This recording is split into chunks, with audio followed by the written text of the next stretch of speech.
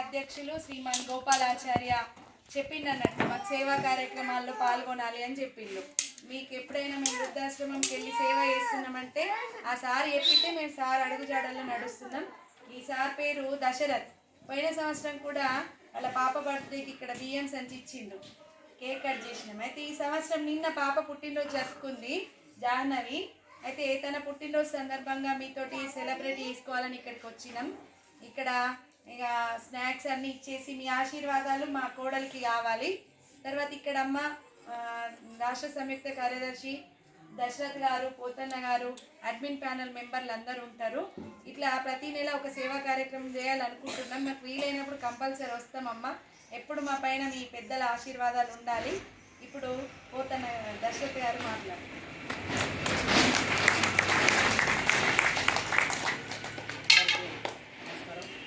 Cut చేసి అందరి పుట్టినరోజు సందర్భంగా అది ఈరోజు ఇక్కడ వృద్ధాశ్రమంలో ఒక పూట భోజనం అయితే అనుకున్నాం కానీ కుదరలే. అది పండ్లు స్నాక్స్ ఇవ్వాలని నేను అనుకొని ఈరోజు మరి మేడం గారికి బావగారు మాకు చెప్పడం జరిగింది. సరే అని కూడా వాళ్ళు ఒప్పుకున్నారు. ఇంకా కళా స్నేహం అంటే కవులు, కవయిత్రులు, గాయకులు వీళ్ళకు కూడా అందుబాటులో ఉన్న వాళ్ళకు రమ్మని చెప్పడం జరిగింది. కానీ వాళ్ళు ఈరోజు ఆదివారం రకరకాల కార్యక్రమం ఉండడం వల్ల హాజరు కాలేకపోయారు. ఇది 5వ రోజు 5వ సంవత్సరం పుట్టినరోజు. 5 ఏళ్ళు అయిపోయినాయి అమ్మ ఇవ్వడానికి నిన్నటికి.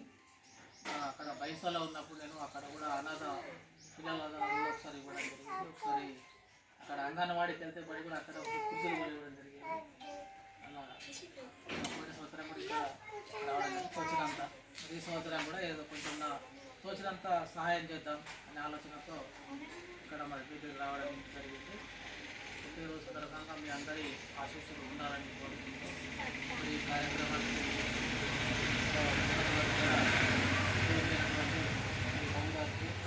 రామ్ గారికి అట్లాగే మిగతా వాళ్ళందరికీ కూడా ఇక్కడ పనిచేసే వాళ్ళందరూ కూడా చాలా ఓపికతో ఇక్కడ ఉండడం అనేది, మీకు సేవ చేయడం ఒక అదృష్టం, మీ అందరి యొక్క అదృష్టం.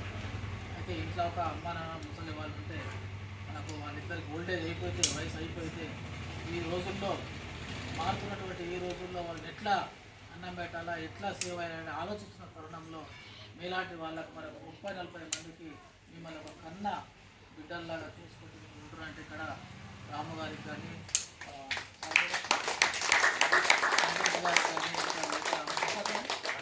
అనురాధ మేడం ఇట్లా మీరందరూ కూడా నేను ప్రత్యేక ధన్యవాదాలు చెప్తున్నాను. మరి కలం స్నేహం ఆధ్వర్యంలో ఈ కార్యక్రమం సేవా కార్యక్రమే కాకుండా ఇంకా పాటలు పాడడం కానీ, కవితలు రాయడం కానీ, కవితలు పుస్తకాలు రాస్తే ఎవరన్నా పుస్తకాలు ముద్రించి ఆవిష్కరణ చేయడం కానీ ఇట్లా మేము కార్యక్రమం చేస్తున్నాము. మరి నిర్మల వచ్చిన తర్వాత పైసలు వేసేవాడిని ఎప్పుడు కూడా. ఇప్పుడు నిర్మల వచ్చిన తర్వాత ఈ అక్కయ్య బావగారు వాళ్ళు ఇక్కడ కూడా తోచినంత అంటే అప్పుడప్పుడు కార్యక్రమం చేయడం ఇటువంటివి కూడా చిన్న చిన్న కూడా చేయడం జరుగుతుంది. నాదే కాకుండా ఇంతకుముందు ఒక శ్యామల మేడం వాళ్ళ పెళ్లి రోజు పుట్టినరోజు బర్త్డే సందర్భంగా ఇక్కడ రావడం జరిగింది.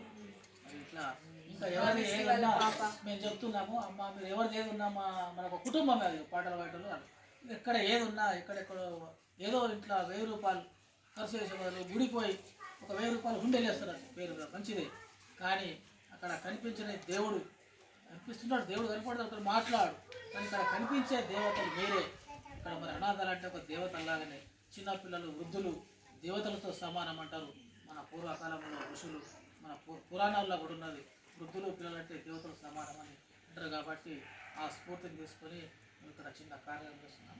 మాకు ఈ అవకాశం ఇచ్చినందుకు ప్రతి ఒక్కరికి కూడా మేము ధన్యవాదాలు తెలియజేస్తున్నాం.